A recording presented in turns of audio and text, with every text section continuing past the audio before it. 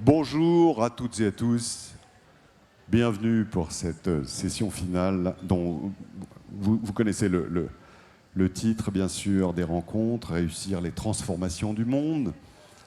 Elle va se dérouler de façon très classique, conformément aux habitudes du cercle des économistes, c'est-à-dire que nous allons entendre d'abord Hélène Rey, qui est professeure à la London Business School et qui est membre du cercle des économistes, qui va cadrer pour nous le débat, et ensuite les intervenants vont se succéder pour 5 minutes chacun, et après quoi nous prendrons vos questions. Je vous présente très rapidement nos intervenants. Hélène, je l'ai fait. Vient ensuite Cynthia Fleury, qui est philosophe. Fazia Koufi, qui est l'ancienne vice-présidente du Parlement d'Afghanistan. Marine Jacquemin, qui est à ses côtés, qui est grand reporter, correspondant de guerre. Abhijit Banerjee, qui est professeur au célèbre MIT de Boston et qui est aussi, bien sûr, prix Nobel d'économie. Et enfin, à mes côtés, Dominique de Villepin, qu'on ne présente pas, ancien Premier ministre. Hélène, je me tourne vers toi pour avoir le cadre de nos débats. Merci beaucoup, François. Alors, on ne va pas se le cacher, mais le thème de ce panel, il est assez ambitieux puisqu'il faut réussir les transformations du monde. Où que nous regardions, les demandes de changements fondamentaux sont là. Dans le domaine du climat, dans le domaine des pandémies, dans le domaine de la biodiversité ou même dans les domaines sociétaux. Et nous savons dans bien des cas, en fait, ce qu'il faut faire. Nous possédons parfois même les technologies qui feraient avancer les choses. Nous savons aussi que les coûts de l'inaction sont immenses. Et pourtant, dans la plupart des cas, nous tergiversons et nous sommes comme paralysés. Nous ne faisons rien, ou pas grand-chose. Et je vais donner 3 exemples précis, rapidement. Premier exemple, la pandémie. Lorsque le Covid est apparu, nous avons été capables de produire des vaccins, et ce, très vite. C'était excellent. Mais nous n'avons pas su vacciner la planète. En 2021, déjà, il y avait une note du FMI indiquant que les bénéfices d'une vaccination globale seraient d'à peu près 9 000 milliards de dollars, et cela pour un coût relativement modeste de 50 milliards de dollars. Si nous avions vacciné la planète, nous aurions évité des perturbations au niveau des chaînes de production, du commerce, sans parler de diminuer la probabilité d'émergence de variants. En termes économiques, donc, purement, le taux de rendement d'un investissement dans la vaccination de tous les pays était immense. Et je ne parle pas même en termes humains. Même si les coûts avaient été entièrement pris en charge par l'Union européenne, toute seule, cela aurait été un investissement phénoménal. Cette dépense d'investissement aurait même contribué à diminuer les problèmes des finances publiques en Europe et en particulier en France. Mais nous ne l'avons pas fait, alors que cela aurait été dans l'intérêt de tous, en particulier aussi dans notre propre intérêt, et ce au point de vue humain, au point de vue sanitaire, au point de vue social, au point de vue économique et même dans l'intérêt des finances publiques. Deuxième exemple, les risques climatiques ne sont plus à des horizons lointains que l'on pourrait discompter. Notre budget carbone s'épuisera à peu près dans 8 ans si on voulait s'en tenir à 1,5 degré de réchauffement et dans 25 ans pour limiter la hausse à 2 degrés. Autant dire demain. Mark Carney, l'ancien gouverneur de la Banque d'Angleterre, a parlé en 2015 de la tragédie des horizons. Je cite, « L'impact catastrophique du climat sera ressenti bien au-delà des horizons de la plupart des acteurs actuels, imposant un coût sur les générations futures que les générations actuelles ont peu d'incitation à amoindrir. » C'est la tragédie des horizons. Mais l'horizon s'est rétréci. Et nous avons découvert en plus avec la guerre en Ukraine, que la transition vers une économie décarbonée est aussi la clé de notre indépendance énergétique. Nous devons donc nous transformer et transformer le monde avec nous, parce que l'Europe ne fait que 8% des émissions globales. Donc, il faut aussi que les États-Unis, la Chine et l'Inde se transforment. Et les coûts de l'inaction sont très élevés, peut-être quasi infinis. Nous avons déjà certaines des technologies pour décarboner. Il y a des pistes de transformation de nos économies et de nos sociétés qui semblent prometteuses. Pourtant, et bien que l'Europe et la France soient en pointe, nous n'avançons collectivement pas assez vite. Pourquoi ? Anecdotiquement, on pourrait, sans coût pour la société, bannir les bitcoins, qui engloutissent à peu près l'équivalent de la consommation du Vietnam, et cela nous permettrait d'avancer. En plus, on aurait moins de fraude. Troisième exemple, la biodiversité est la pierre angulaire de nos activités. Nous avons pu compter sur les dividendes que nous verse la planète, gratis, en termes de biosystème et de beauté, pour notre tourisme, nos activités économiques et notre bien-être. Mais la biodiversité s'épuise et le coût est énorme. Nous en parlons encore très peu et nous n'avons même pas de mesures de biodiversité qui soient très fiables, ni de mesures de nos dépendances vis-à-vis à la biodiversité. D'où vient notre tendance à la tergiversation, notre aptitude à ne pas prendre soin du patrimoine commun? Je pense que beaucoup de gens ressentent, et certainement moi je ressens, qu'il faudrait une analyse qui ne soit pas faite en silo. Il faut un sens aigu des priorités, une bonne estimation des ordres de grandeur, ne pas perdre son temps, son énergie et son argent sur des petits problèmes, et du courage politique. Dans toutes ces transformations, la coopération, qu'elle soit au niveau le plus local ou au niveau régional et mondial, est un élément central de la réussite. Notre avenir est collectif, mais reste à nous de déterminer dans quel champ ces collaborations doivent s'opérer et surtout, comment les susciter et les mettre en œuvre. Pour reprendre les mots de Denis Kessler, nous sommes maintenant dans l'urgence du long terme. Et le panel, qui a des expériences très diverses, va justement pouvoir nous éclairer sur tout ça. Merci.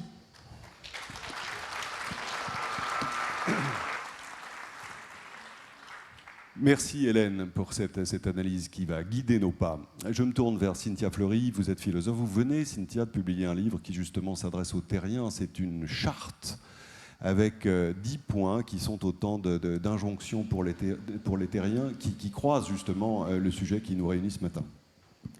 Alors bonjour à tous, je suis très heureuse d'être parmi vous. Donc moi je vais répondre à la question de mon point de vue. Donc je suis professeur titulaire de la chaire Humanité et Santé, donc qui fait directement écho au prendre soin, et titulaire de la chaire de philosophie à l'hôpital, et en l'occurrence du GHU Paris Psychiatrie et Neurosciences. Ça a son importance parce que on voulait véritablement réinventer l'hôpital et considérer que c'est un point nodal qui fait qu'une cité tient, et on pourrait même dire qu'un pays tient, et que demain, puisqu'on a tout un champ sur la clinique du développement, on essaye de mettre les humanités médicales au cœur de la refonte de l'aide au développement. Et j'en dirai peut-être un mot. Alors, pourquoi vous avez posé la question des freins? Juste un point, on a de fait des individus qui vont se braquer d'abord parce que le coût du changement, généralement, tant qu'on peut faire peser le coût du changement sur autrui, on le fait. Donc c'est un principe vieux comme le monde, et donc généralement on va trouver plus vulnérable que soi, et tant que ce plus vulnérable que soi peut assumer un changement qui nous fait peur pour X raisons, on va le déplacer. Donc en fait il y a une réflexion psychique, il y a des grandes lois physiques, il y a des grandes lois économiques, mais il y a aussi des grandes lois psychiques, et autant je ne suis pas du tout pour psychologiser l'histoire, autant mon travail c'est de prendre en considération ce psychisme de l'homme pour que précisément ensuite il aille restaurer le politique comme il se doit et qu'il n'enclenche pas des processus ressentimistes ou réactionnaires. Donc moi, je m'intéresse, en tout cas moi, la chaire de philosophie du GHU Paris Psychiatrie et Neurosciences s'intéresse au micro du micro. Alors c'est quoi le micro du micro? C'est la vulnérabilité de l'individu, donc vraiment ce qu'il y a de plus, voilà, la fleur de cela, et on va travailler sur des approches capacitaires de cette vulnérabilité. C'est qu'on va produire une théorie de la conception nécessairement à partir de cette vulnérabilité. Donc, au lieu de considérer cette vulnérabilité, au lieu de la nier déjà, on la cartographie. Donc, on arrête de faire comme si ça n'existait pas. Les vulnérabilités, aujourd'hui, elles sont systémiques, très bien, mais elles sont aussi individuelles, elles sont sociales, elles sont ontologiques. Donc, on part de cette vulnérabilité, celle d'un individu, celle d'une organisation, celle voilà, je vais vous donner un exemple. Par exemple, si on s'intéresse à l'hôpital, on va directement aller travailler sur la clinique du burn-out des soignants. Et notre travail à la chaire, ça va être d'inventer un protocole de restauration de ces soignants pour que l'hôpital qui soigne continue de soigner correctement. On va également s'intéresser, on a une chaire aujourd'hui, une antenne à l'hôpital de Panzi, donc chez Denis Mukwege, prix Nobel de la paix. Et pourquoi on est allé là-bas? Parce que c'est un terrain, on a identifié sur le territoire mondial ce qu'on appelle des hotspots de la vulnérabilité. Et ces hotspots de la vulnérabilité, de la même façon qu'il existe des hotspots de la biodiversité, vous savez ce que c'est qu'un hotspot de la biodiversité, rapidement, c'est tout simplement un territoire, c'est des territoires, des écosystèmes qui représentent entre 2 et 3% de l'écosystème terrien, mais qui sont régulateurs pour entre 30 et 60% des services écosystémiques. Donc c'est une question absolument déterminante. Donc nous, on fait la même chose, on identifie sur cette planète des hotspots de la vulnérabilité. Panzi, l'hôpital Panzi, c'est-à-dire en gros les violences de guerre faites aux femmes, etc., c'est un lieu clé. Et on va prendre soin de ce lieu pour inventer des protocoles de résilience à partir de cette vulnérabilité et ensuite les diffuser dans d'autres endroits. Voilà quelques exemples rapidement pour ne pas dépasser les fameuses 5 minutes. Merci beaucoup, Cynthia.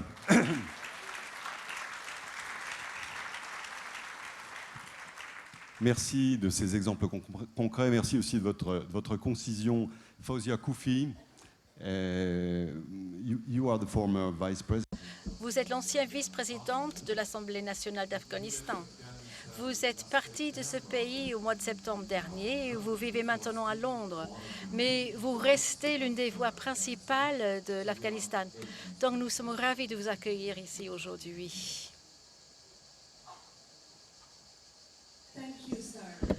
Merci beaucoup, monsieur. J'espère qu'il y a de l'interprétation et que tout le monde m'entende, parce que je ne veux pas compliquer la situation davantage.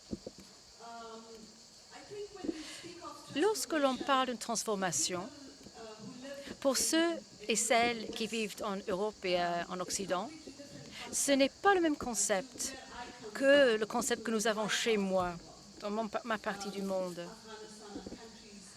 Les pays qui sont en conflit, les pays qui souffrent des crises humanitaires, les crises du droit de l'homme, les crises politiques.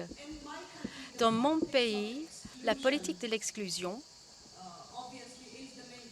est le défi principal. Et c'est pareil partout dans le monde. On ne peut pas demander une transformation si notre politique est basée sur la discrimination. Discrimination sur le genre, sur la religion, l'ethnie, race ou toute autre caractéristique individuelle. Malheureusement, jusqu'à présent, encore aujourd'hui, la politique est entièrement occupée par l'exclusion sur les bases de la discrimination. Il y a peu de pays qui arrivent à dépasser cette manque de volonté politique. Si on regarde le nombre de pays avec une femme à sa tête, on peut les compter sur les doigts d'une main. Combien de pays musulmans ont une femme à la tête? Le chiffre est encore plus petit. Mais chez moi, c'est pire que vous pouvez vous l'imaginer. Bien sûr. Juste pour vous donner une idée, Afghanistan n'est pas vraiment un pays pauvre. Nous avons plein de ressources naturelles, comme vous pouvez vous l'imaginer. Nous sommes situés dans un lieu, un carrefour entre l'Asie et l'Afrique. Nous avons une population jeune, dynamique. Voilà des opportunités économiques à exploiter. Par contre, ce que j'ai dit, la politique de l'exclusion a été la barrière principale. Depuis 2021, nous essayons de exploiter ces potentialités. Et moi qui viens d'une zone rurale en Afghanistan, je suis la première femme de ma famille à recevoir une éducation, et dans ma communauté d'ailleurs. Moi, je crois que l'éducation est absolument clé pour le progrès et la transformation. Vous ne pouvez peut-être pas saisir ce que je suis en train de dire, puisque pour vous, l'éducation, c'est une donnée. Mais pour moi, chez moi, dans mon pays, surtout les filles, n'ont pas le droit d'aller à l'école à cause de la religion. Pour vous, c'est acquis, mais pas pour nous. Ce que nous essayons de faire, c'est de responsabiliser les communautés en les éduquant. On essaie de donner le pouvoir aux filles, aux garçons, aux femmes pour qu'ils créent un lien avec la technologie, les opportunités. Et c'est les jeunes, les femmes qui permettent à l'innovation de pénétrer dans leur société. L'un des grands défis chez moi, c'est la connectivité. Nous ne sommes pas connectés. Il n'y a pas de route. Il n'y a pas de transport en commun, ou pas suffisamment, au moins. Ce sont des défis principaux. Ça empêche les gens d'accéder aux services sociaux. Je vois que les gens peuvent marcher 8 jours pour arriver à l'hôpital français à Kaboul. On le constate facilement, mais vous avez du mal à vous l'imaginer. Mais l'imagination, la connectivité, ce sont les deux choses qu'on a essayé de dépasser. 11 millions de personnes sont allées à l'école avant la prise en main du pays par les talibans. Mais malheureusement, 4 millions de ces 11 millions étaient des filles. Alors, il n'y a que 1 million de filles qui peuvent aller à l'école. Les filles plus âgées n'ont plus la possibilité d'aller à l'école parce qu'il y a la différence des sexes. Donc, la société les exclut. La société ne va pas bénéficier d'une transformation.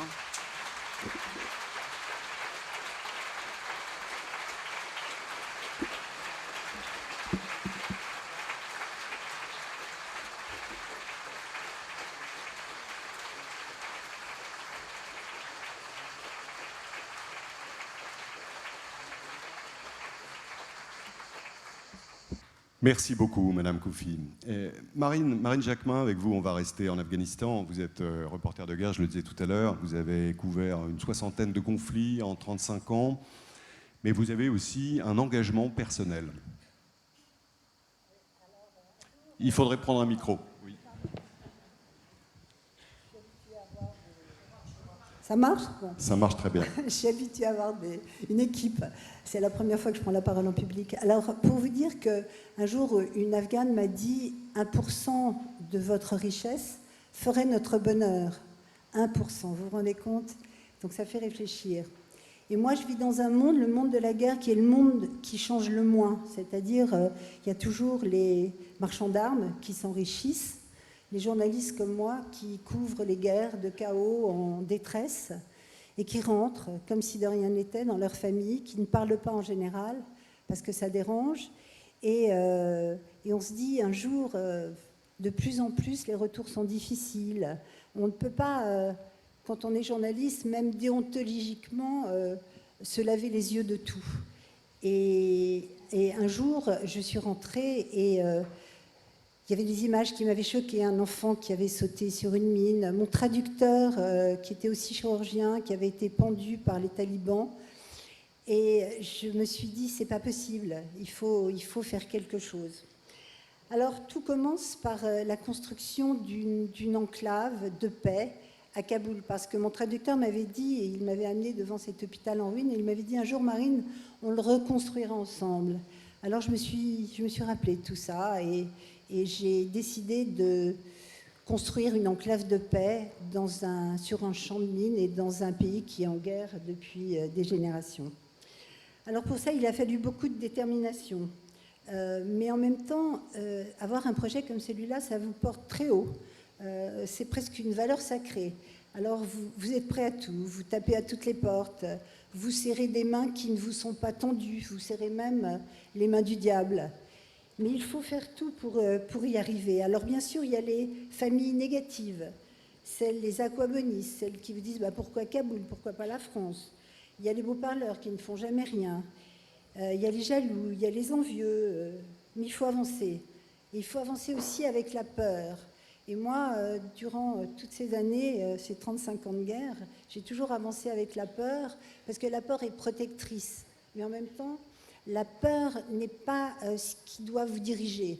Il y a beaucoup d'autres choses. Il y a les grands moments, par exemple. Il faut y aller. Moi, je me suis retrouvée avec des soldats qui m'ont accompagnée voir le numéro 2 des talibans parce que j'avais décidé de le rencontrer, parce que je voulais le convaincre que le projet que j'avais, ce n'était pas un projet de carton-pâte, de pacotille, que c'était un projet durable et qu'il fallait qu'ils se sentent concernés.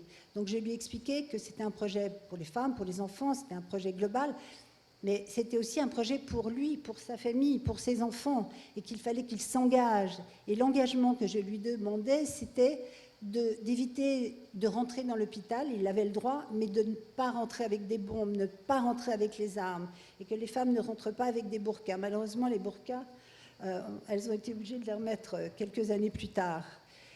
Et tout ça a donné une espèce de, je ne sais pas, de source de fraîcheur dans tout un pays. Ils arrivent par centaines. Vous dire, la condition, voilà, je vous l'ai dit, la condition, elles ont été respectées. Et voilà, ça fait 20 ans à présent que cet hôpital existe, qu'il sauve des milliers d'enfants grâce à la chaîne de l'espoir, qui opère à tour de bras les chirurgiens cardiaques qui peuvent opérer jusqu'à 4 cœurs par jour. On opère les handicapés. Et tout ça donne une grande famille au cœur de Kaboul. Les gens viennent nous apporter des enfants déjà morts et qu'on essaie de sauver. Enfin, je ne peux même pas vous dire, c'est une catastrophe. J'ai encore reçu récemment des images absolument atroces depuis le retour des talibans. Parce que, évidemment, je savais qu'ils allaient revenir. Parce que si nous, on a les montres, eux, ils ont le temps. Et donc, ils sont revenus. Alors, bien sûr, l'hôpital ne marche plus comme avant. Il marche sur une jambe, si vous voulez. Mais ce n'est pas grave. L'hôpital nous survivra, ça j'en suis sûre. Pourquoi? Parce qu'un jour, Madame Chirac m'a dit « C'est pas le tout, ma petite Marine, de construire un hôpital. Après, il faut le gérer et trouver le bon gestionnaire. » Et j'ai trouvé en la personne de Zahra Aga-Khan la meilleure des gestionnaires avec la fondation de son père. Et ce que je vous raconte aujourd'hui, ce que vous venez d'écouter, je voudrais vous dire que moi, j'ai mis ma petite goutte dans l'océan de misère, mais vous qui m'écoutez, vous avez le 1% et vous avez dans votre poche la petite goutte qui va peut-être faire qu'un jour, en pensant à ça, vous allez changer le monde. Voilà, c'est ça ma transformation. Merci Marine.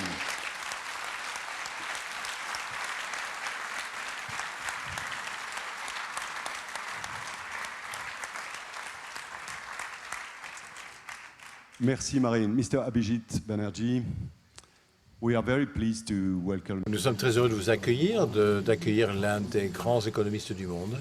Vous avez la parole. Merci. Merci de m'accueillir. Un très bon prédicteur de quelqu'un qui voulait savoir comment on pouvait mieux traiter on a traité le Covid, c'était et comment on peut faire des conférences de gouvernement. Si on réfléchit à ce que nous venons d'entendre, tout ce que l'on pourrait faire, devrait faire, je pense que le fait d'avoir une confiance dans un gouvernement est fondamental. Cependant, simplement au cours des 20 dernières années, 15 dernières années, la partie de la population en Occident qui dit avoir confiance en son gouvernement a chuté de 25% et ça continue à décroître. Nous sommes vraiment à un stade où nous devons avoir confiance dans nos gouvernements. Nous en avons besoin pour tout, pour le Covid, pour qui devrait avoir les vaccins ou pas. Et on peut très bien voir où il y a moins de confiance dans les gouvernements, tels qu'aux États-Unis, par exemple, les gens, tout simplement, ont inventé une histoire sur ce qu'ils pourraient être endommagés par les vaccins, et ils n'étaient pas vaccinés, et des millions continuent à mourir de la Covid. Mais si on réfléchit au changement climatique, par exemple, toute action, tout dans ces questions comme Hélène a mis en évidence, donc ont besoin d'action et d'action maintenant, de mettre en œuvre des politiques qui vont avoir des politiques vont peut-être gêner des gens, mais on va leur dire, écoutez, oui, très bien, on va d'une certaine façon reconstituer l'ensemble. Et particulièrement si on réfléchit à ce qui est critique pour, par exemple, la taxation, la taxe carbone. Dans un pays comme la France, ça impacte les pauvres ou les gens qui ne vivent pas dans les villes de grande métropole, qui doivent conduire des voitures, les classes défavorisées. Mais donc il faut pouvoir dire de façon crédible, d'une certaine façon, on va arranger les choses pour vous éventuellement. Et la raison pour laquelle je pense qu'il y a si peu d'action par rapport à ces sujets, c'est qu'encore une fois, et pourquoi aux États-Unis va dans la direction totalement inverse actuellement, les politiques vont dans une espèce d'extrême droite, et parce que c'était la défaillance systématique des systèmes dans l'établissement de la confiance. Mais ceci va bien au-delà, me semble-t-il, de ce qui se passe dans les pays. La défaillance des pays dans mon pays, par exemple, les politiques ont beaucoup contribué à ça. Mais pourquoi est-ce que les gens n'agissent pas maintenant sur l'ensemble des inquiétudes mondiales? Par exemple, ce qui va impacter des millions d'enfants qui vont mourir, par exemple en Afrique, en raison de la famine. On a cette narration que leur gouvernement c'est incompétent, ils sont corrompus, ils ne feront rien. Il y a toujours tous ces paramètres qui il y a de l'incompétence, certainement. Il y en a aux États-Unis, il y en a en Europe et en France. J'ose le dire, monsieur le ministre me corrigera s'il veut, mais je vous garantis qu'il y a de l'incompétence en France également. Donc, mais je pense que l'histoire élargie selon laquelle les gouvernements sont défaillants, si vous regardez depuis 25 ans, le nombre d'enfants qui sont morts avant l'âge de 5 ans a été réduit de 2. Le nombre de femmes qui meurent en accouchant sont tombés de 20%. Donc ceci, ça s'est produit en Afrique. Mais notre histoire, c'est toujours il y a ces gouvernements qui sont corrompus, incompétents. Donc on n'a rien à faire pour les aider parce que de toute façon, rien ne pourra être fait. Il faut commencer d'abord à transformer le monde en étant convaincu que cela peut se faire avec les possibilités, pas nous, mais le monde entier peut contribuer à la transformation. Et alors si ce monde le fait, nous pourrons le faire aussi.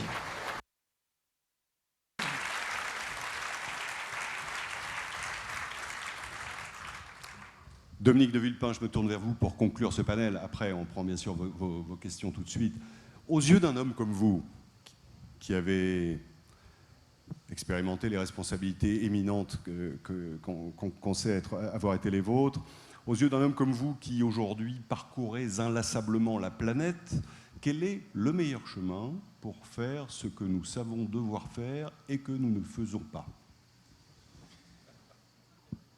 Arthur Rimbaud nous a prévenus, ce ne peut être que la fin du monde en avançant. C'est dire que pour notre humanité, il faut sortir de l'enfance, il faut passer à l'âge adulte et nous confronter à la rugueuse réalité. Et je voudrais partager avec vous 3 convictions. La première, c'est que la rupture est nécessaire. Je pense que le temps de la transition, le temps de la transformation progressive est passé. Il n'est que de se référer à tous les plans qui se sont multipliés depuis plus d'un siècle. Je pense en particulier au plan Young de 1929 sur le rééchelonnement des réparations allemandes, qui quelques semaines plus tard a été abandonné suite à la crise de 29, et il était prévu qu'il dure jusqu'en 1988. Beaucoup des modèles économétriques, beaucoup des modèles écologiques, malheureusement, connaissent le même sort.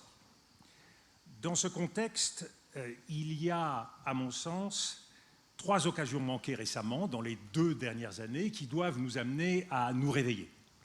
Première occasion manquée, la crise du Covid. Hélène Rey l'a très bien dit, nous avions la chance d'une vaccination de la planète, nous ne l'avons pas saisie. Deuxième occasion manquée, la guerre en Ukraine. Nous avions l'occasion, avec le sommet de Versailles, d'une unanimité en décidant des sanctions immédiates qui auraient permis sans doute une guerre courte, nous ne l'avons pas saisie. Troisième échéance, cette accumulation de dettes que nous vivons à l'échelle de la planète, mais c'est le cas bien sûr en France et en Europe, et nous continuons à être totalement addict, comme disent nos amis américains, à cette dette et à la consommation. À partir de là, nous avons un devoir de vérité. J'ai été très frappé par le reproche qui a été fait à François Mitterrand et à Jacques Chirac d'avoir organisé un grand mensonge sur l'Europe. Eh bien, je crains que dans les prochaines années, on ne fasse le reproche aux dirigeants actuels d'avoir organisé un grand mensonge sur la guerre, la spirale de la guerre et ses compétences et ses conséquences, ainsi que sur la dette, à l'heure où il faudra se réveiller et où, malheureusement, les générations futures auront un lourd tribut à payer. Il faut donc repenser nos systèmes, c'est vrai de la démocratie, c'est vrai aussi du marché, rien que pour la démocratie, et je pense que les élections françaises sont de ce point de vue une chance. Faire passer la démocratie de la simple règle de la majorité au consensus, sortir de la myopie démocratique pour intégrer davantage le long terme et le choix nécessaire, cela me paraît être une bonne chose. Deuxième conviction, il faut des priorités et il faut des principes. Les priorités, nous les connaissons, le climat, le meilleur partage des richesses et le partage des chances. Il faut donc, dans ce sens-là, l'application de la règle de droit au niveau national et international, mais il faut aussi des principes qui sont à respecter et qui sont essentiels à l'heure du ressentiment. Cynthia Fleury en parlerait sans doute mieux que moi. Nous vivons à l'heure du ressentiment planétaire avec cette lutte entre l'Occident et les pays émergents et nous vivons à l'heure du ressentiment national, à l'heure de cette confrontation entre le peuple et les élites. Sortir donc de cette logique du ressentiment, il y a deux façons de le faire, deux principes forts, l'unité. L'unité est essentielle de la communauté internationale. Nous ne pouvons pas nous permettre de rentrer dans des grands jeux de division, les clivages tels que ceux qui nous sont proposés, les démocraties contre les autocraties, l'Ouest contre le reste, l'Occident contre les fanatiques. Toutes ces divisions rendent impossible de relever les grands défis, à commencer par le défi écologique. Troisième conviction, il faut un leadership européen. En effet, qu'est-ce que notre Europe aujourd'hui ? C'est une Europe du champ de bataille et c'est une Europe variable d'ajustement dans la mondialisation et dans la rivalité entre les États-Unis et la Chine. Ce n'est pas acceptable, d'autant qu'aujourd'hui nous voyons notre attention en Europe se déplacer vers l'Est, être entièrement focalisée, à juste titre d'ailleurs, sur la guerre en Ukraine, sans toujours prendre les décisions qui s'imposent et au contraire parfois en prolongeant inutilement ces guerres. Il faut donc, de ce point de vue, recentrer les choses sur la nécessité de la négociation et du compromis. Nous n'aurons pas de sortie de crise sans compromis politique. Et deuxième nécessité, il faut que le leadership européen s'allie aux émergents. Ce que je dis, je suis le seul à le dire, donc je le dis d'autant plus facilement, cette alliance entre l'Europe et les émergents, c'est la seule chance d'un équilibre de la planète. Nous n'avons, nous, Européens, pas d'intérêt de puissance. Par contre, nous avons le sens d'un intérêt général mondial. Nous avons le sens de ce que nous avons en commun. Et donc, il faut décentrer le regard. Le général de Gaulle l'avait fait au milieu des années 60. En 65, conférence de presse contestant l'hégémonie du dollar. En 66, discours de Phnom Penh contestant la politique menée par les Américains au Vietnam. Tout ceci est essentiel parce que nous devons reconquérir le cœur des émergents. J'étais en Afrique il y a quelques semaines, j'étais au Brésil, j'étais en Chine toujours il y a quelques semaines. Personne ne comprend ce que les Européens veulent. Personne ne comprend ce que nous faisons en Ukraine à l'heure, et ça a été rappelé tout à l'heure, où le deux poids deux mesures joue à plein avec le Soudan, l'Éthiopie, le Yémen. Il est donc essentiel que l'Europe ne perde pas le fil de cette vision mondiale, alors que l'entropie, le repli sur soi, le regard sur nos propres territoires a tendance à l'emporter. En conclusion, il faut tout faire pour éviter la catastrophe, mais il faut tout faire également pour s'y préparer.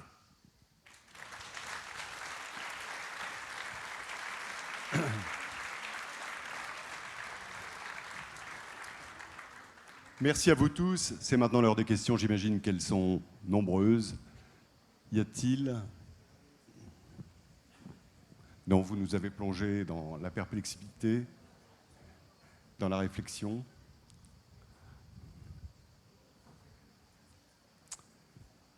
Oui, madame. peut-être un micro, si vous voulez bien vous présenter et formuler une question brève. Merci. Good morning. Bonjour, Dominique de Gasquet. J'étais enseignant en littérature et j'enseigne à l'université de New Delhi au Rwanda, au Maroc. Et j'ai une question pour vous.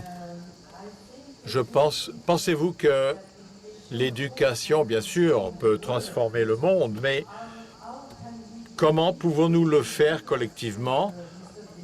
Comme M. de Villepin l'a dit, je veux dire l'Europe et les pays émergents ensemble. Parce que je pense que c'est vraiment le point important. Je vous remercie de votre réponse à l'avance.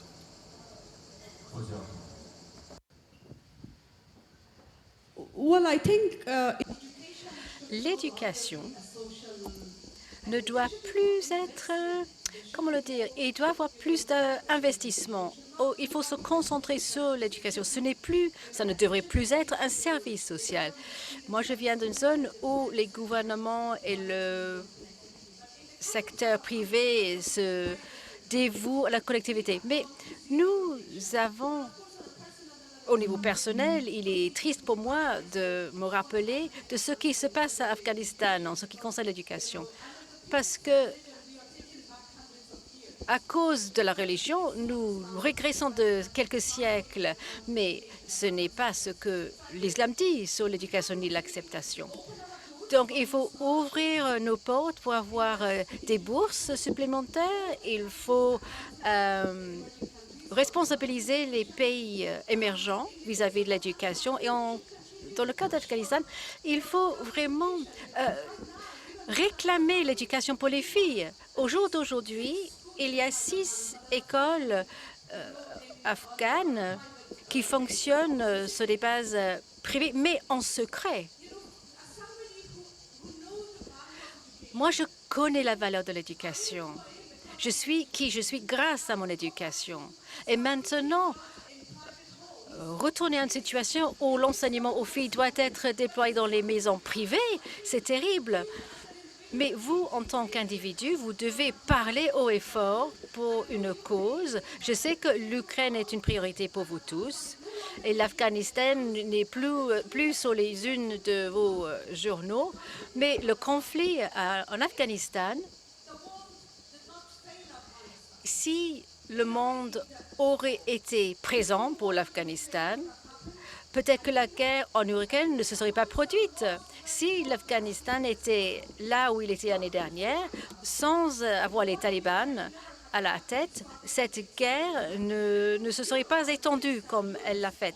Parce qu'à l'ouest, les États-Unis, vous avez perdu votre leadership moral lorsque la guerre a éclaté. Donc si vous faites abstraction d'Afghanistan, si vous ne tenez pas compte des besoins des gens de l'Afghanistan, je sais que vous en avez marre de parler de mon pays, d'écouter des discours sur mon pays. Vous en avez marre. Ça fait 4 décennies de guerre. Mais plus vous continuez à faire abstraction de l'Afghanistan, plus vous allez faire face aux conséquences. Merci beaucoup.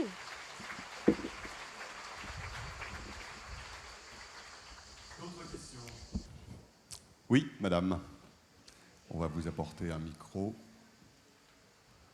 S'il vous plaît, un micro pour le 3e rang. Question brève, merci de vous présenter, s'il vous plaît. Bonjour, Madame Allouin, orthophoniste. C'est pour Madame Cynthia. Où réside le bug humain, à votre avis? N'est-il pas dans le manque d'humilité et d'empathie? Par exemple, les médecins, pour gagner en empathie, devraient se confronter au SDF. Bon, question fondamentale. Alors, vous savez, c'est une blague qu'on dit souvent. Quelle est la conversion éthique du médecin? C'est quand il devient malade. Et donc, il a immédiatement envie d'être traité différemment. Je rigole, aujourd'hui, on a heureusement des humanités médicales qui sont très présentes. Je pense que, si vous voulez, un maître mot qui a été dit ici, c'est la notion de coopération.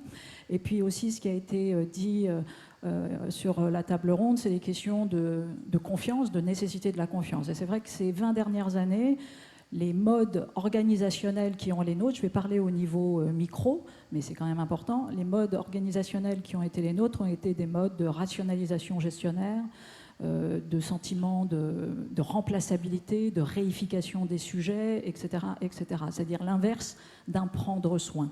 Or, nos institutions, pour qu'on prenne soin d'elles et qu'on se soucie de leur durabilité, doivent prendre soin des individus que nous sommes. C'est une espèce de ruban de Moebius très important. Or, nous avons sentimentalisé la confiance. Alors que la confiance, c'est le premier moteur de l'économie, c'est le premier moteur d'un pays, c'est de la cinétique, c'est de la vitesse. Par exemple, dans un temps comme nous allons avoir, c'est-à-dire les temps qui sont devant nous sont de la récurrence des modes dégradés, de la banalisation des états d'exception, d'urgence, etc., des vécus d'effondrement. C'est ça qui est devant nous, de l'inconnu, de la gestion de l'inconnu, de l'incertitude, etc. Face à ça, il y a une seule chose qui va nous permettre d'avoir un tout petit sol. Et ce petit sol, c'est la confiance, le courage, les valeurs. Parce que fondamentalement, nos modélisations ne seront pas encore habitués à gérer ces nouvelles modélisations. Donc la restauration de nos valeurs, la restauration de la confiance, c'est absolument déterminant. Ce matin, on entendait Bruno Le Maire parler du pouvoir d'achat. La coopération, c'est le pouvoir d'achat des plus modestes. Il faut revenir à l'évidence. La coopération, c'est la matrice de l'innovation de tous. Donc, fondamentalement, cet enseignement, ça se fait... Moi, je suis un enseignant-chercheur, donc je le fais à mon niveau de l'éducation et du soin, mais toutes les institutions, et notamment les entreprises, doivent le faire dans leurs organisations.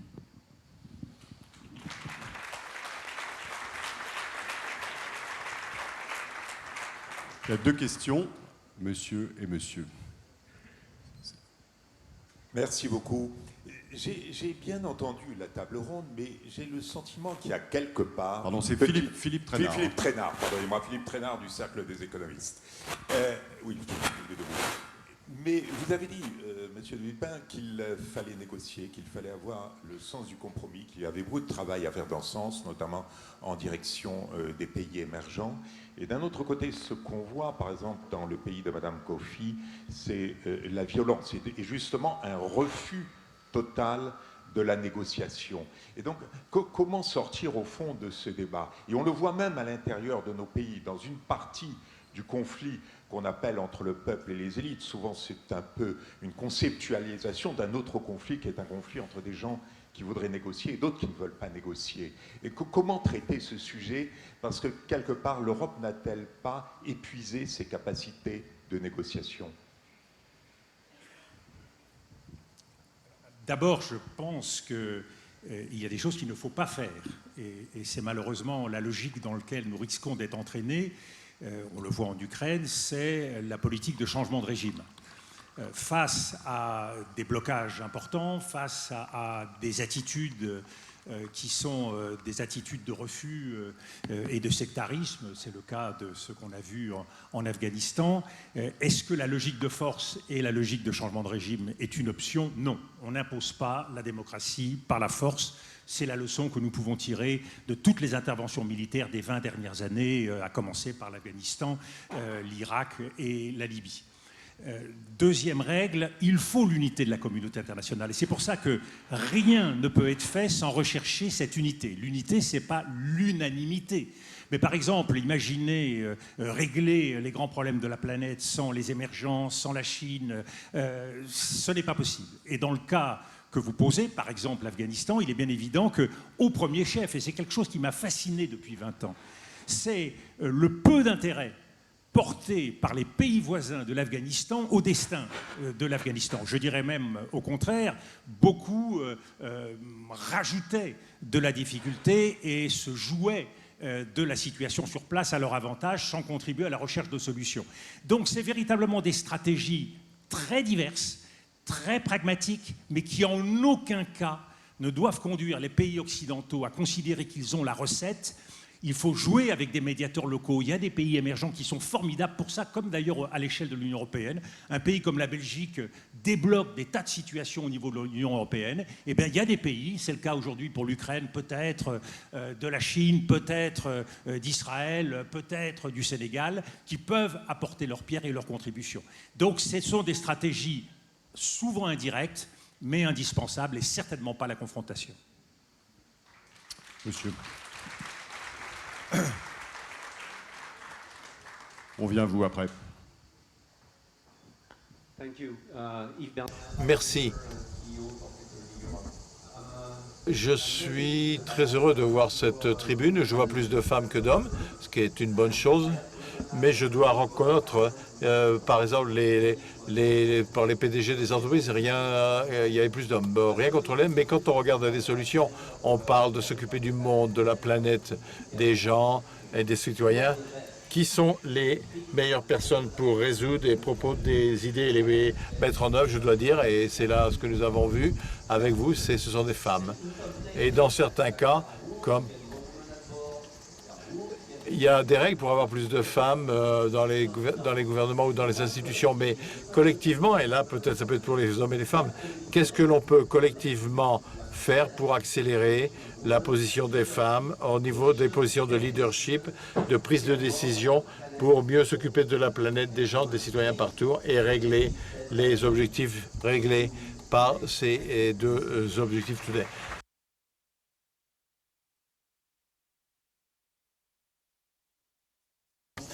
Tiens. Nous, c'est assez simple, hein, donc c'est l'université. Il ne faut pas croire que l'université est extrêmement paritaire. Elle est encore un bastion sexiste assez fort. Donc il y a des très très belles marges de progression. Donc on le fait, on accompagne plus spécifiquement, c'est vrai, des doctorantes. Aujourd'hui, c'est le cas.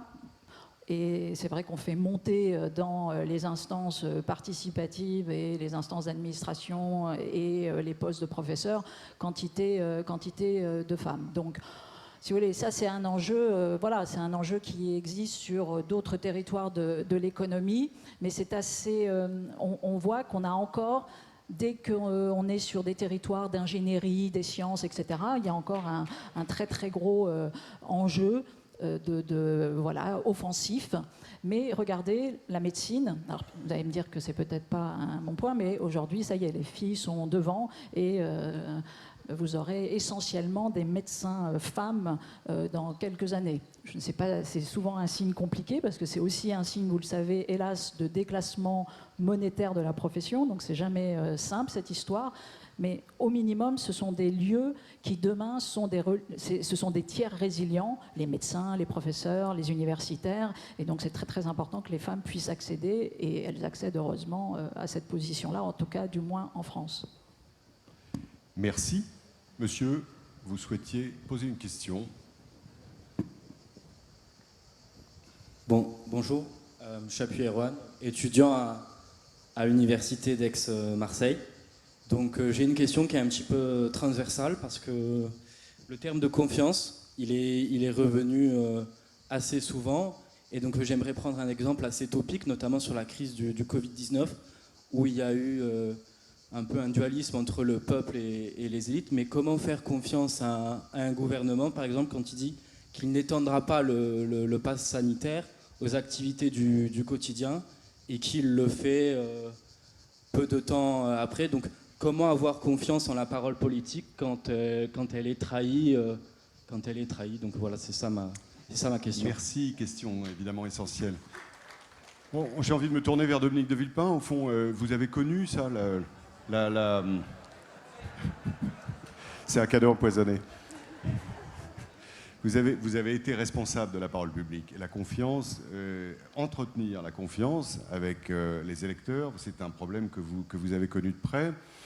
Vous avez, d'ailleurs, vous l'avez mentionné dans votre prise de parole tout à l'heure, vous avez pointé le ressentiment croissant. Comment lutter contre la méfiance et le ressentiment croissant dans nos démocraties? Je pense que la principale recette, si c'en est une, c'est le devoir de vérité. C'est ce qui rend le travail de gouvernance si difficile aujourd'hui dans son exigence d'humilité et son exigence de résultat. Mais le devoir de vérité, c'est à un moment donné considérer que le problème tel qu'il est perçu par le dirigeant doit aussi être compris et perçu par celui qui est gouverné. Et c'est ce fossé qui est évidemment très grand dans un pays comme la France, pays hiérarchique, pays centralisé, pays aussi qui est souvent sclérosé et pétri d'habitudes. C'est ce lien qu'il faut essayer de nourrir. Et la chance que nous avons dans le résultat des dernières élections, c'est que désormais, ce travail, il est obligatoire. Il n'y a pas d'action possible du gouvernement et du président sans aller chercher la confiance d'une vaste partie de la représentation nationale et d'une vaste partie de la population. Donc de ce point de vue-là, il y a une obligation d'imagination, il y a un travail de compromis qui est absolument imposé comme règle de départ, alors que la tentation, c'est souvent de gouverner d'en haut, parfois de beaucoup trop haut. Maybe, Abhijit Banerjee, you have a few comments to add on this question of trust, because you mentioned it also. Oui, je pense que l'esprit de la question de ce point de vue est déjà basé dans la manque de confiance. Souvent, on veut que les gouvernements soient flexibles pour dire qu'aujourd'hui, quelque chose comme la Covid, où on ne savait rien en fait, on ne savait rien initialement, et ces mécanismes de transmission, l'apparition des nouveaux variants et la manière dont, à quel point c'est coûteux pour notre santé. Mais bien sûr, si on a la confiance du gouvernement, on va dire très bien, ok, dites ce que vous avez à dire aujourd'hui et possiblement changer votre point de vue. Une partie du problème, c'est que les gens sont tellement suspicieux, tellement méfiants des problèmes qu'ils ont peur de quelque chose qui va... Et ils pourraient se bloquer sur une idée. Et moi, j'ai le point de vue opposé à vous, monsieur. Je pense que la chose coûteuse, c'est une espèce d'entêtement. Parce que d'un point de vue, nous avons tellement peur de dire, regardez, on ne savait pas, on ne savait pas. On a appris lorsque les choses sont arrivées. Je pense que le cœur de la confiance, c'est quand on veut dire, écoutez, on a eu tort, mais maintenant on peut avoir raison. Et tant qu'on n'arrivera pas à cela, je pense que d'un point de vue, changer votre état d'esprit, c'est difficile pour des gens qui sont dans des postes d'autorité. Et puis, bien sûr, ça les empêche d'agir correctement.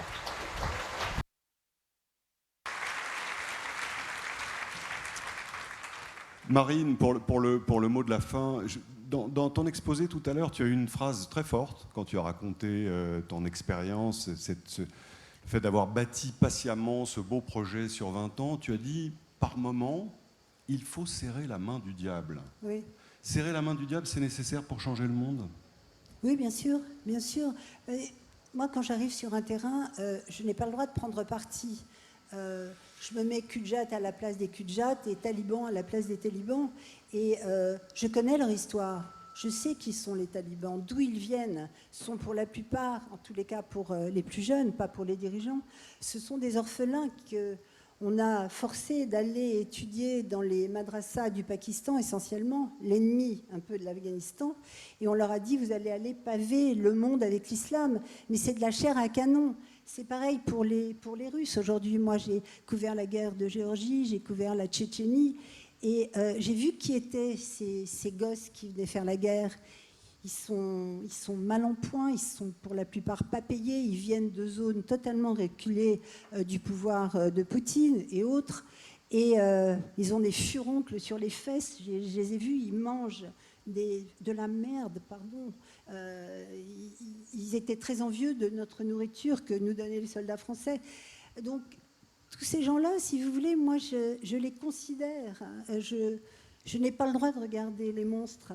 Et quand je suis allée, avec la peur au ventre, je dois dire, accompagnée par quelques soldats français, serrer la main des talibans pour leur faire comprendre qu'on pouvait aussi partager des valeurs communes, des valeurs sacrées. Les enfants, c'est sacré. Et qu'il fallait nous aider. Et les hôpitaux aux alentours ont beaucoup tous sauté, quoi, presque. Et le nôtre n'a jamais été touché. Donc, je ne sais pas si c'est la parole donnée ou si je les ai convaincus, mais je pense qu'à un moment donné, il faut savoir faire la paix. Il y en a marre de ces guerres sans fin. Il y en a marre. Il faut que ça s'arrête. Merci Marine.